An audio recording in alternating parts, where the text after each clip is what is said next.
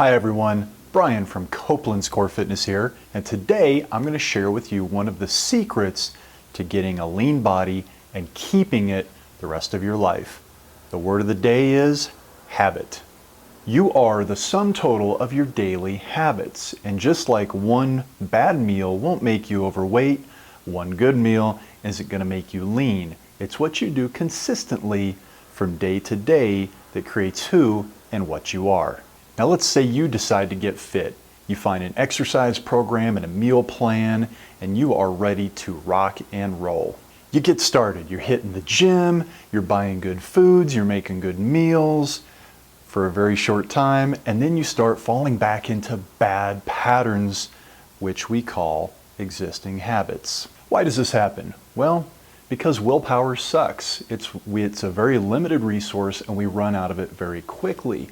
Habits, however, they're habitual. We're already doing them. They're easy. It's like brushing your teeth. Do you really need to get yourself all psyched up to go brush your teeth, or is it just a habit already? Come on, Brian, you can do this, man. You can do this. You got this. You do it just because you've always done it. It's a habit. Boom, easy. You got it. Imagine for a moment if staying lean was as easy as keeping the habit of brushing your teeth. Well, I got good news for you. It can be if you're willing to put in a little bit of work right now in order to have things easier later. But here's the problem. While a pattern, a habit, is easy to keep, it's hard to build. And if you have an old habit you want to get rid of, that can be a very challenging task. Some say you can't even break old habits. For people that like to binge on high-calorie junk food, telling them to just stop cold turkey so that they can have a nice set of abs is kind of like asking them to enroll in a tooth pulling competition. No thanks. So here's your dilemma. 1, you know you have some old habits that are keeping you from getting your dream body. 2, you probably know what those habits are, although you might need some professional help from someone like myself to help you identify others. 3, you know that willpower is a crappy tool to try to change with because it wears out quickly.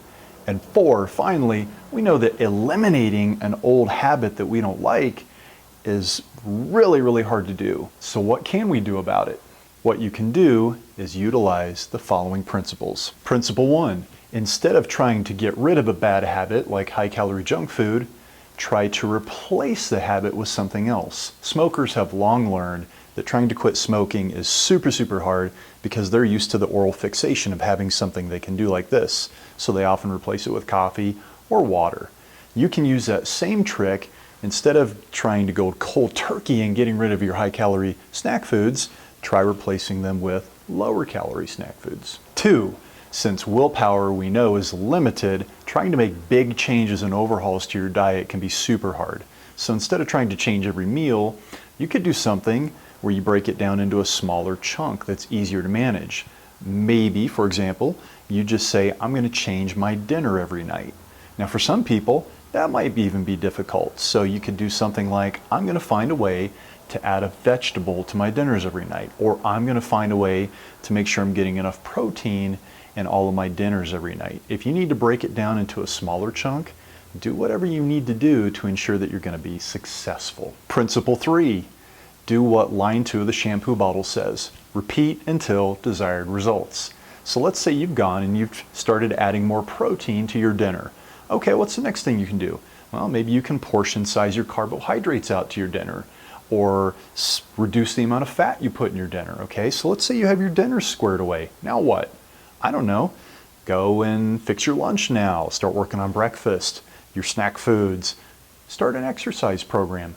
The bottom line is, start making little changes and then keep repeating the process of making little changes until you get the body that you want. Principle number 4, and probably the most important, is you should expect and plan to fail a lot. And that's okay because you never truly fail unless you quit. Let's say you swapped out a high-calorie snack food at night like ice cream and you replaced it with something like grapes or tea or something like that. You've been doing this consistently for a couple of weeks now, but you have a really stressful day and you stop at the grocery store and you get like a half gallon of ice cream and you binge eat and you eat half a gallon ice cream. It'd be the whole thing if it was Brian. We're talking about you though. And so what? Who cares? One bad meal does not destroy your diet. Remember, it's what you do consistently every day that matters. So don't beat yourself up. Don't get guilty about that one mistake. I'm not big on guilt. I'm big on, hey, if it was me telling you as one of my clients, and say, hey, great, you enjoyed the ice cream, cool, let's move on and continue with the plan. In fact, did you know that research shows that successful people fail, big failures, 7 to 12 times before they're finally successful? What's that mean? Well, that means that people that are successful, they try something and they fail. They try something else and they fail. They keep trying until they find the thing that works. So when you are failing, rephrase it, repurpose it. Instead of it being, oh my God, I quit, I fail, make it, hey, that didn't work, let me try something else. Now contrast that for a moment with what a lot of people do. Hopefully you're not one of these people, but I happen to know that most people are like this. They make a mistake, they fail, they have a bad night eating, and then it's, oh man, I'm a failure, I'm terrible, I should just freaking quit this. Whoa, stop. You're never going to get your dream body if you think like that. Quit being so goddamn mean to yourself. You're probably an okay person once you get to know you, so be nice to yourself, okay? Okay, so let's summarize. You want to be lean, you want to get that way and stay that way the rest of your life. Start by changing one habit at a time. Don't try to do more than one. 2, when you go to change habits, if it seems like it's going to be difficult, break it down into a smaller chunk. Make the chunk as small as it needs to be in order for you to be successful. When I work with my clients, I have a little sheet that I give them, and it helps them identify all the different habits they want to fix. And then I take them through this little questionnaire, and it helps them figure out how small they need to break that chunk down to ensure success. So if you end up being one of my clients, I'll walk you through that process. So folks, remember, once you have a habit, it takes no willpower to maintain it. That's the secret. Creating the habit takes some work. Once you have the habit, it's easy. Create the habits of lean people and you get to stay lean the rest of your life. So folks, I hope you feel encouraged, hopeful, and motivated to go start creating the habits of that awesome lean body you're after. If you find that you need some professional help, some coaching, I'm available for private coaching. If you're not local to me, then I offer distance coaching via the phone and via the internet.